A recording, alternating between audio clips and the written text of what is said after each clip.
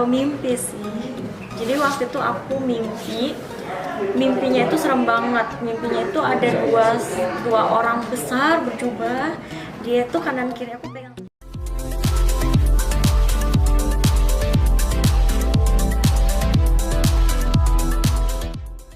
Jangan lupa ya di subscribe dan nyalakan lonceng notifikasinya.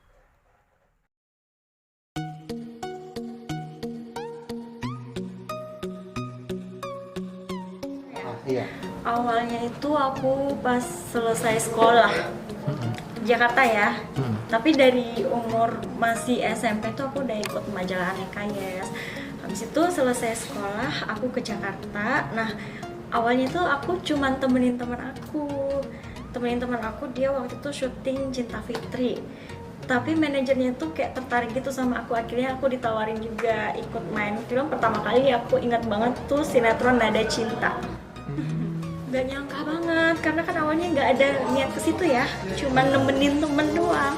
Cuman tiba-tiba manajernya itu kayak suka gitu sama aku, makanya kesempatan kan nggak datang dua kali, ya udah terima aja. Awalnya tuh aku actingnya masih nggak banget deh pokoknya.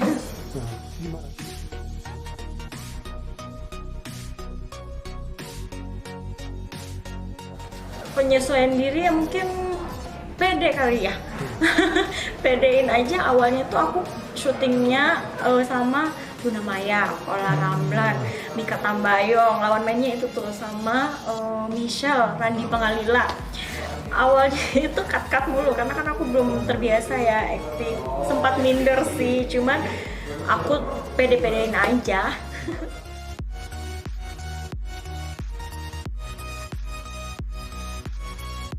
Banget. Setelah Nada Cinta itu pastinya orang itu kan nggak ada yang instan ya. Dari Nada Cinta itu aku ada tawaran. Jadi banyak tawaran di situ.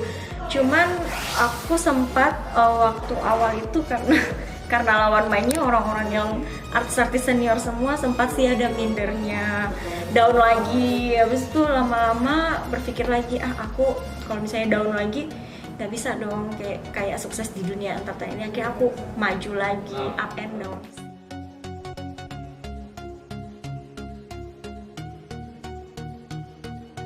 Mungkin karena zaman sekarang itu teknologi semakin canggih, habis itu sosial media makin banyak seperti TikTok mungkin.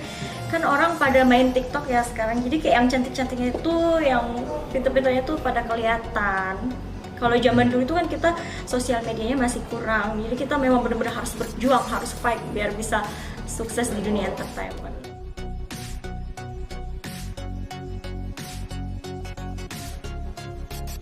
Tiga tahun yang lalu, dan itu juga prosesnya aku nggak langsung, mungkin 2 tahun aku galaunya berhijab nggak ya. Pastinya kalau kita mau ninggalin dunia entertainment pasti kita berat banget ya hatinya, mungkin itu adalah ujian buat kita. Jadi kayak nanti kalau aku udah berhijab nggak dapat job lagi, jadi kalau udah berhijab nggak ada lagi yang mau nawarin kayak gitu kan. Tapi ternyata setelah berhijab itu lebih bagus, jobnya juga lebih banyak, habis itu lebih tenang ya pastinya hati ini.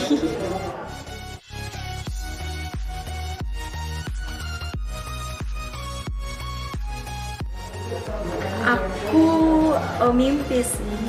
Jadi waktu itu aku mimpinya itu serem banget. Mimpinya itu ada dua orang besar berjubah.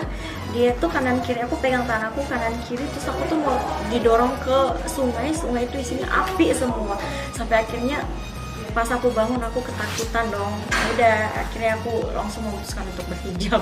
Saat itu juga tak mikir lagi. Enggak. Jadi 2 tahun sebelum itu aku udah mikir berhijab enggak. Sampai akhirnya aku dikasih mimpi itu. Setelah itu besoknya aku langsung berhijab. Enggak ngulur waktu.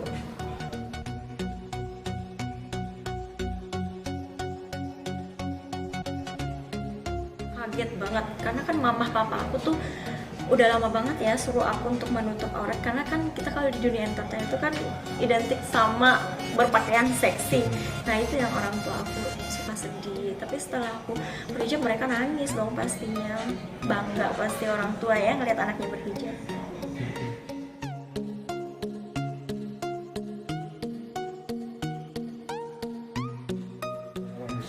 awal-awal berhijab, Nah, down sih. Tapi karena akunya terus nunjukin kalau misalnya ini loh, walaupun berhijab aku tetap positif juga sih. Jadi jobnya itu datang-datang aja. Awalnya ya itu emang ngejob stripping itu kan memang gede ya penghasilannya. Awalnya itu yang bikin aku galau banget.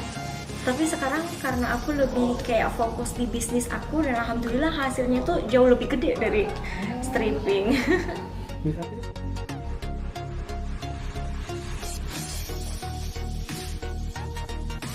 Yang buat aku istiqomah mungkin karena aku itu pengen nunjukin ke orang tua aku, orang-orang terdekat aku, kalau aku tuh memang benar-benar pengen jadi yang lebih baik sekarang.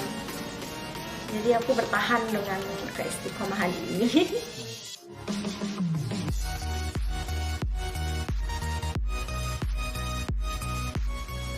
Setelah hijrah di kesibukan entertain, aku mungkin lebih kayak ngisi acara aja kali ya. Kalau dulu kan aku main sinetron, ngambil. Kalau sekarang aku lebih kayak ngisi-ngisi acara di kantor-kantor, aku kayak jadi pembicara gitu.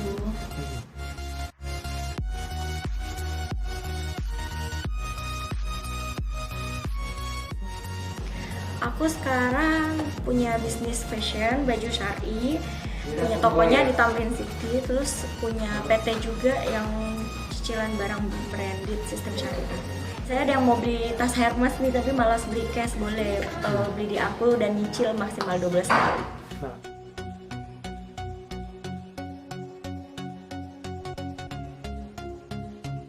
Nah itu yang kalian harus tahu, cicilan itu kan ada dua. Ada yang cicilan itu sistemnya berbunga setiap bulannya. Biasanya kalau bank itu dinamakan konvensional. Nah kalau aku sistem syariahnya, sistem murabaha.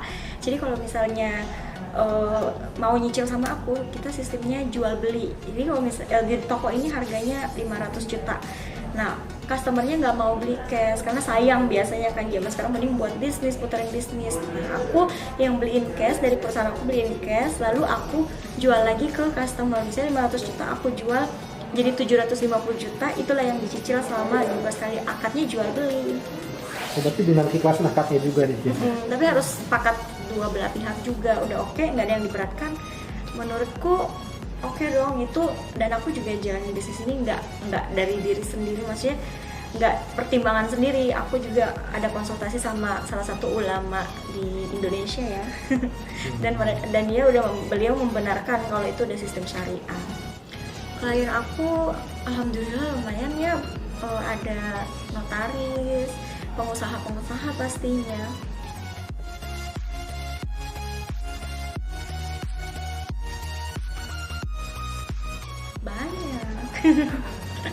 Banyak zaman now itu orang lebih demen nyicil kayaknya, apalagi yang sistemnya syariah ya, lagi booming banget.